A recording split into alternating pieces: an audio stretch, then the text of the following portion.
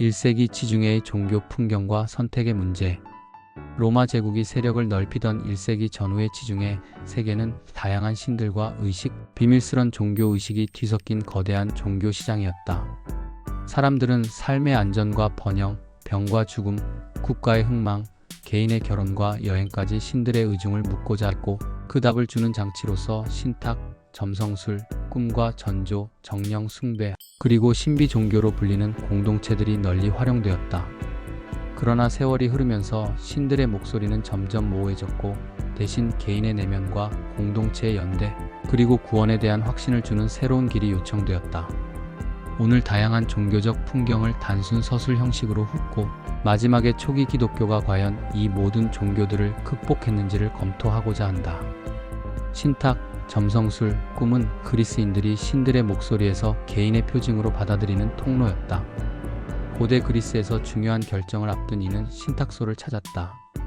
델포이의 아폴로 신전에서 피티아라 불린 여사제가 시 형식으로 답을 내리면 그 언어는 대개 해석의 여지를 남겼다. 1세기 중반에 이르러 신탁은 쇠퇴했고, 플루타르쿠스는 신들의 메시지가 흐려진 까닭을 인간 매개자들의 타락에서 찾았다. 그는 신들이 침묵했더라도 우주 질서 안에 신적 흔적이 남아있다고 믿었고, 사람들은 그 흔적을 해독하기 위해 하늘의 징조를 읽고 별자리를 계산했다. 유대 사회에서도 점성술은 매혹적이었다. 구약의 예언자는 하늘을 살피는 자와 별을 보는 자를 꾸짖었고, 신약 성서 이야기에서는 동방의 점성가들이 별빛을 따라 베들레헴으로 향했다. 무엇보다 널리 회자된 것은 꿈과 전조였다. 꿈은 신과 인간이 만나는 가장 직접적인 통로라 여겨졌다. 조상들의 전승은 하나님이 꿈을 통해 사람들에게 나타났다고 전했고, 요셉은 꿈으로 혼인과 피신의 길을 인도받았다는 이야기가 전해졌다. 때로는 환상이 새로운 길을 열기도 했다. 이렇게 하늘의 목소리는 신전에서 개인의 잠자리로, 제2의 공공 영역에서 개인의 내면과 일상의 표징으로 이동했다. 정령 숭배는 자연과 몸, 그리고 삶의 순환을 이루었다. 도시의 신전과 별개로 시골에는 정령 숭배가 뿌리 깊었다. 나무와 동굴, 강, 경계석, 밭의 씨앗과 싹, 그리고 자라난 곡식까지 자연 만물에는 각각의 수호령이 깃든다고 여겼다.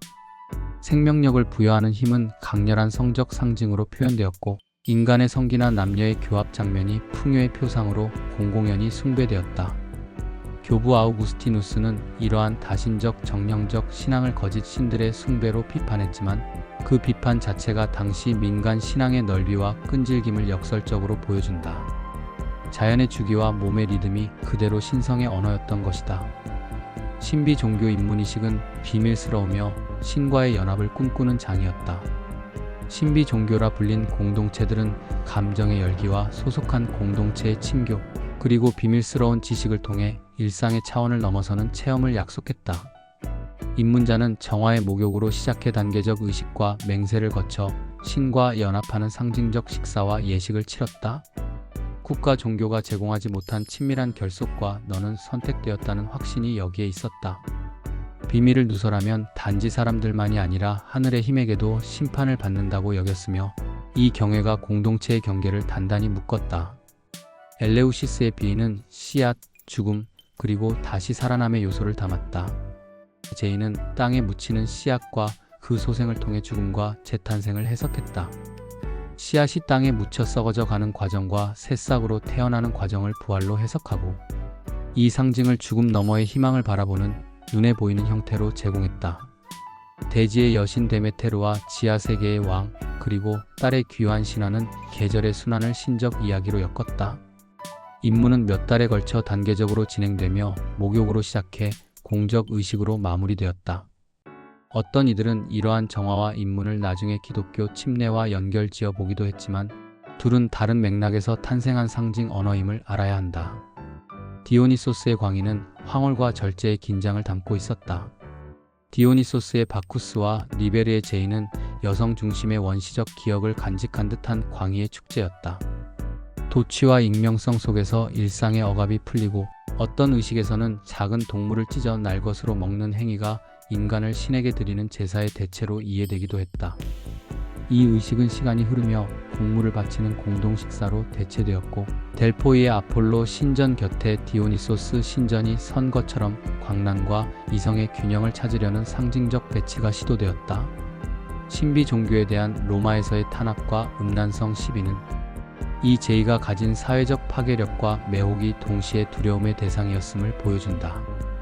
오르페우스의 노래는 영혼의 가치와 금욕의 길을 담고 있다. 죽은 아내를 되찾으려 지하세계로 내려갔던 오르페우스의 전승은 음악과 시가 죽음의 경계를 잠시 누그러뜨릴 수 있다는 믿음을 자아냈다. 오르페우스적 신앙은 영혼의 가치를 높이고 환생의 가능성을 말하며 육식의 피비린내를 거부하는 채식과 금욕을 권했다.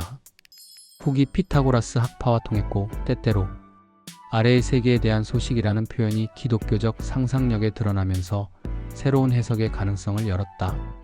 그러나 오르페우스의 핵심은 어디까지나 영혼의 정화와 우주적 질서와의 조화를 통한 해방에 있었다.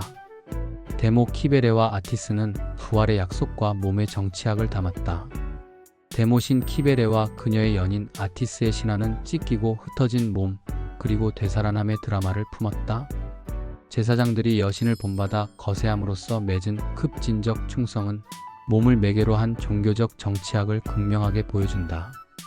로마는 시빌라의 책에 따라 여신의 돌을 로마로 모셔와 위기를 극복하려 했고, 한때 그 신전의 자리에 성모 마리아에게 봉헌된 교회가 세워졌다는 기억은 종교의 전환이 단절보다는 전용과 재해석의 과정을 거친다는 것을 강하게 암시한다.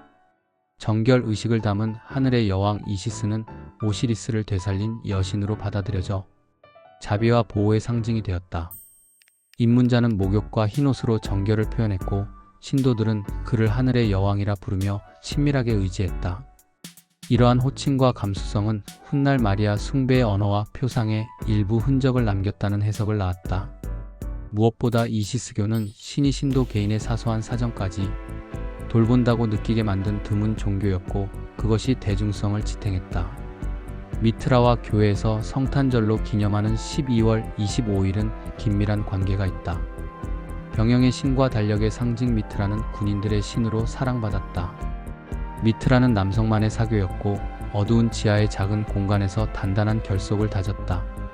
입문자들은 황소의 피를 뒤집었으므로 영혼이 정화되었다고 믿었고, 공동체와 함께 빵과 술을 나누며 불멸의 서사를 온몸으로 받아들였다. 12월 25일을 미트라의 탄생일로 기념했다. 동지 무렵 태양의 귀환을 촛불로 도우려 한 전통에 근거했다. 그리고 술과 환락의 농신제가 겹치며 겨울 축제는 도시 전체의 리듬이 되었다. 4세기 중엽 로마 교회가 그리스도의 탄생을 같은 날로 기념하기 시작하면서 달력은 오래된 상징을 새로운 신학으로 덮어쓰게 되었다. 동방의 교회가 1월 6일을 큰 축일로 삼고, 초대의 일부 지도자들이 다른 날짜를 거론한 사실은 초기 기독교의 축일의 날짜가 신학적 의미와 목회적 지혜를 택했음을 보여준다. 기독교와 신비 종교의 관계성은 언어의 차용과 실제의 전복이었다. 외부의 눈의 교회는 또 하나의 신비 종교처럼 보였다. 침례는 정화의 목욕을, 성만찬은 신과의 친교 식사를 떠올리게 했고, 비밀을 뜻하는 헬라어 미스테리온이라는 단어도 자주 쓰였다. 그러나 기독교 내부에서는 같은 단어가 전혀 다른 내용을 가리켰다. 구원은 비밀 지식의 소유나 의식의 반복이 아니라 하나님이 먼저 인간과 맺으신 관계와 그리스도 사건의 은혜에 대한 성도의 응답으로 이해되었다. 변증가들은 오히려 다른 종교들이 진리를 흉내내거나 예수의 탄생을 예감했을 뿐이라고 주장했다. 교회는 언제나 당대의 언어로 복음을 설명하면서도 내용의 중심을 바꾸지 않으려 했다. 중세의 제후의 언어로 계몽기의 우주의 시계 공 같은 비유로 하나님을 말한 것은 메시지의 본질을 보존하면서 해석의 그릇을 시대에 맞추려는 기독교의 오랜 노력이었다. 아는 것의 마력과 공동체의 시험 영지주의는 기독교 이전의 사상적 흐름이었지만 1세기 말 교회와 밀착해 논쟁을 벌였다. 세계는 악하고 물질은 더럽다는 극단적 이원론, 낮은 등급의 신적 존재가 세상을 만들었다는 신화, 인간 안의 신적 불꽃이 지식으로 해방된다는 구도는 당시 지식인들에게 강력한 설득력을 지녔다. 어떤 이들은 금욕으로, 어떤 이들은 영혼만 깨끗하면 몸이 무엇을 하든 상관없다는 방종으로 나아갔다. 예수를 육신 없이 보이는 존재로 이해한 1세기 가현설, 율법의 하나님과 사랑의 하나님을 갈라놓고 경전을 축소하려 한 시도는 교회 공동체의 신앙을 강하게 흔들었다. 그와 동시에 영지주의의 매력은 당시 사람들이 갈망한 명확한 길잡이 곧 악한 세상에서 벗어나 진짜 자아를 되찾는 확실한 방법을 약속했다는 데 있었다. 교회의 응답은 지식의 은닉이 아니라 복음의 공개, 선택된 소수의 오만이 아니라 모든 이를 부르는 은혜, 개인적 해방의 도취가 아니라 사랑으로 서로를 세우는 공동체 윤리였다. 초기 기독교는 다른 종교들을 극복했는가? 질문은 단순하지만 답은 복합적이다. 첫째, 제도와 역사라는 관점에서 보면 초기 기독교는 분명히 많은 종교들을 극복했다. 로마 제국 말기의 기독교는 박해받는 주변 종교에서 제국의 공인 신앙으로 전환했고, 신비 종교들은 점차 쇠락하거나 법적 제재를 받았다. 신탁은 침묵으로 물러났고, 정령 숭배는 도시 문화의 중심에서 배제되었으며, 미트라와 이시스, 키베레의 성소는 교회와 수도원이 들어서는 자리가 되었다. 영지주의적 흐름은 정경과 신조를 세우는 과정에서 비판적으로 걸러졌고, 교회는 공적 예배와 교리, 정경의 형성으로 자신을 규정했다. 이 의미에서 기독교는 정치, 사회, 문화의 중심을 차지하며 지중해 세계의 종교 지형을 재편했다. 둘째, 상징과 언어의 차원에서는 극복이 단절을 뜻하지 않았다. 침례의 물, 식탁의 공동체, 달력의 절기, 비밀이라는 단어와 빛과 어둠의 대비처럼 옛 종교들이 다루던 상징들은 기독교 안에서 재해석되어 새로운 의미를 지니게 되었다. 교회는 기존의 그릇을 버리기보다 그 안을 다른 내용으로 채웠다. 이것은 융합이 아니라 전복에 가깝다. 동일한 기호가 새로운 신학 아래서 전혀 다른 실제를 가리키게 된 것이다. 셋째, 민속과 감수성의 층위에서는 극복이 완결되지 않았다. 사람들은 여전히 꿈을 의미 있게 여기고 계절의 순환의 축제를 얹고 성지와 성물을 통해 보호받고자 했다. 이는 인간 보편의 종교성인 몸의 기억과 공동체의 리듬이 쉽게 사라지지 않음을 보여준다. 기독교는 이를 억누르기보다 정화하고 방향을 틀어 복음을 향하게 하려 했다. 결론적으로 말하면 초기 기독교는 제도와 진리, 주장, 공동체 윤리의 차원에서 고대 지중해의 수많은 종교적 경쟁자들을 역사적으로 극복했다.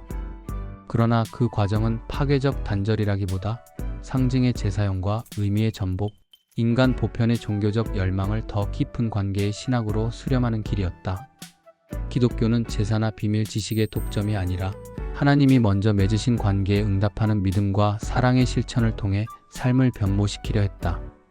이 점에서 신비 종교의 신들이 생활을 근본적으로 바꾸지 못했다는 비판은 단지 타 종교에 대한 폄하가 아니라 기독교가 제시한 구원의 방식, 은총의 관계가 만들어내는 인격과 공동체의 변화가 당시 세계가 기다리던 다른 종류의 힘이었다는 선언이었다.